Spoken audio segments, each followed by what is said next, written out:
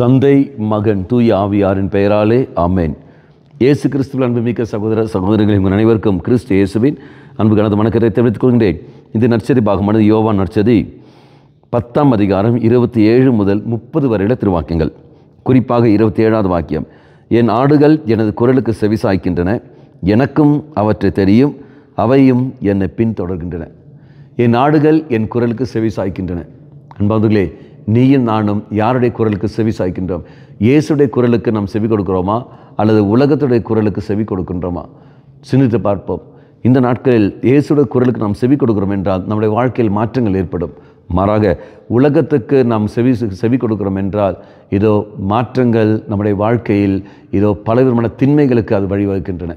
ஆக இறைசல் மன்றாடி, ஆண்டவரே, உம்முடைய குரலுக்கு மட்டும் நான் செவி சாய்க்க எனக்கு சக்தி தந்திரலும், நான் என்றும் உன்னுடைய மகனாக இருக்க எனக்கு கிருபையை தந்திரலும், உன்னுடைய பாதையில் நான் வழி நடத்த, உன்னுடைய பாதையில் நான் வழி நடக்க எனக்கு சக்தியை தாழ்வு என்று சொல்லிக்கொண்டு தாகத்தோடு இந்த நாட்களில் நாம் மன்றாடுவோம். கண்களை மூடிக்கொள்ளுங்கள். நல்லவனாய் தெய்வமே, உம்முடைய வார்த்தையை படிப்பதன் வழியாக, உம்முடைய வார்த்தையை கேட்பதன் வழியாக இதோ உம்முடைய குரலுக்கு ஏற்ற ஒரு வாழ்க்கையை நான் வாழ்கின்றேன். எனக்கு சக்தியை தாரும். அதுக்கேற்ற ஒரு வாழ்க்கையை நான் பிரதிபலிக்க எனக்கு கிருபையை தாரும். மாதாவே, பரிந்து பேசியலும். தந்தை, மகன், தூய ஆவியாரின் பெயராலே ஆமென்.